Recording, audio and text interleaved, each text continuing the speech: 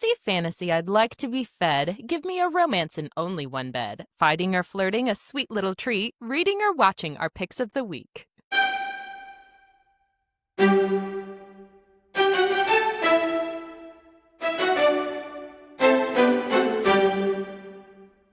It took me a while to get into this one. It's been on my TBR for 8 million years. The cover is beautiful. I was immediately snagged into whatever this has going on. Which one are you talking about? I see Jordan's confusion the whole time. I'm talking about The Second Death of Locke. Oh, okay. By V.L. Bovalino. That's a name. Sure. It reminds me of the Tamora Pierce covers from like the early 2000s. Oh, I could see that. Like the Alana series. Yeah. But it's just beautiful, classic, like medieval Renaissance. I'm just throwing out terms. I'm not an art girly. I did try and read the first chapter. So what were your thoughts?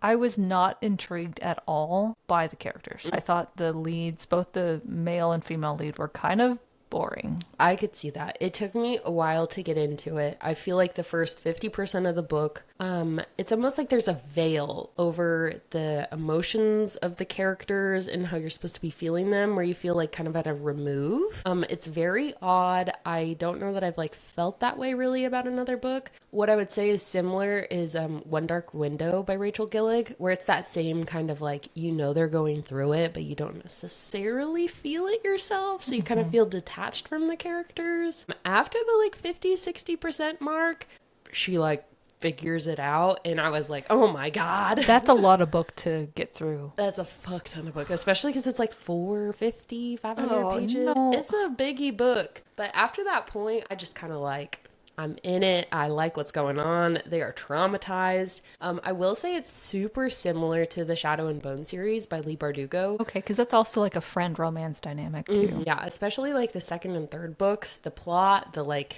character dynamics, almost interchangeable. No. I'm not going to make any, like deeper analysis than that, but once you think it, it's in your brain the whole time. But the Second Death of Locke starts with, I don't even know what the main character's name is, Gray. She is a knight basically, but also a magic user, and she is in the military. They are in the midst of a like intercontinental war.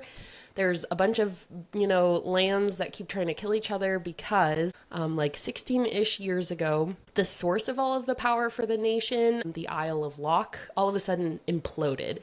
And then from that point, this is kind of like the secret that all of the, sovereigns have been kind of keeping on the DL to keep, the chaos at bay. Since that point, no one has been born that has been able to use magic. And so they're like... That's a world problem. Yeah, we need to kind of figure this out. And so allegedly there was two kids, or one kid that survived from, this implosion, who is like the heir to Locke. And so everybody is trying to find them. They keep killing off all of their like siblings from the family that have been married off to different families in an attempt to like bring back the Isle of Locke. And so all these people are getting like murdered because they're like, you're the second cousin twice removed of, the heir of Locke. We're going to cut your head off and throw you into the sea and see if that like brings back the island. Oh my god. Dog, yeah. The book is pretty like dark feeling, but in that kind of like relentless, journey. And so we know that Gray has some kind of like background. She was found as an orphan and she was adopted into this family, and her magic user partner have this like, your face is exactly... Can I ask a question? Yes. Is Locke perhaps related to our heroine? Weird. What?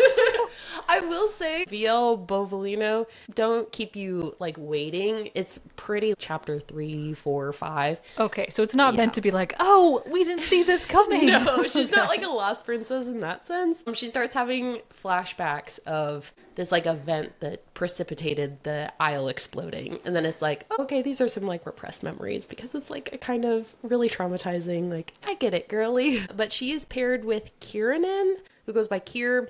They grew up together. They have a very like codependent relationship a little bit. She is head over heels in love with him. He doesn't seem to know, but they have a very like touchy-feely relationship because that's kind of how like magic is used in this land. Because she's like a vessel, right? Or she Yeah. gives her magic to him. The way the magic system in this land is like set up is there's a well who has all the magic but can't use it, and then there's mages who can't like access or generate magic themselves, but they have to like use it through someone else.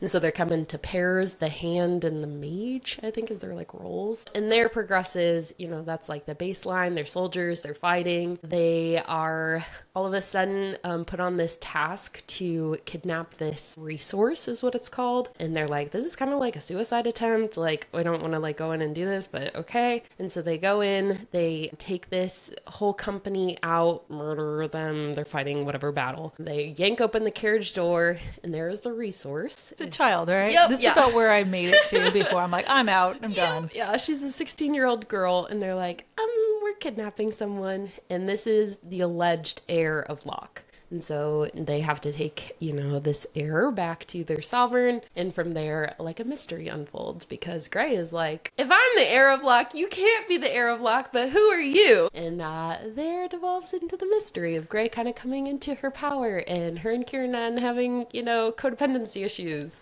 So I think in like these friendship transition romances, there needs to be some sort of catalyst or tension where neither one of them believes it's possible to happen. So do we have that throughout the book? I would say so. I feel like the romantic tension isn't necessarily there, but I will say there's something captivating or like entrancing a little bit about their relationship. I don't know that I can really like do it justice, but they're just so comfortable with each other in the way that people that like grew up together and then like have gone through a lot of like trauma and like war fighting, that they just like are constantly like touching each other, but in like a platonic way. But they're just like a pair. Like you can't imagine them as not a pair, but then watching like them kind of like come to terms, I guess, with the fact that they like each other. It's one of the like more captivating things, but you have to get through a bit of it before it's like, oh, like they like love each other. They're like together. If you can get past, you know, the first 50%, like it's definitely a book that you're not going to smash through. I've been doing it in like little portions. And I think that's fair for some of these more thick books, I guess. Like it reminds me of The Familiar, right? Where there's so much world building and plot and a lot going on. We have read so many other books that have a lot of world and plot going on that successfully pace the tension. Yep. So you do want to keep reading? I don't think this is really a romantasy. I feel like it's more a fantasy with a pretty strong romantic like plot line. Not so much that it's like romantic tension and you're like, oh my God, are they going to get together? But more that it makes the plot move forward. Because there is, you know, at the 70-80%, there's like a moment that without the romance, the thing wouldn't happen that progresses the plot. So it's like a weird, it's there, but it's not, you know, romantasy. It's definitely more of a fantasy. Okay. Yeah. So another similar book. So besides Shadow and Bone, One Dark Window, I would say Realm Breaker by Victoria Aveyard. I've heard of this one, but I don't think I've read it. Yeah, I did this as a pick of the week kind of a long time ago. It's like a found family fantasy. There's a little bit of like a romance plotline if you look really hard. I feel like it's very similar in tone to this. I would say The Familiar too is very similar, like tone-wise, where it's like this is a fantasy and there's like some romance happening, but it's not a romance. Yeah. I digged it. Second Death of Locke by V.L. Bovalino. I've said it differently. Bovalino? Bovalino, probably. I don't know. I have like 20% left on this. I'm going to finish it. I don't think it's a series. If it's a series, I probably won't read the rest of them. But it was good for what it was. Like 3.5, 3.75. Like, Okay. they set out to do what they did. I don't think that made sense, but yeah, no. Okay. Well, from Katie's shelf to yours. We'll see you on the next page.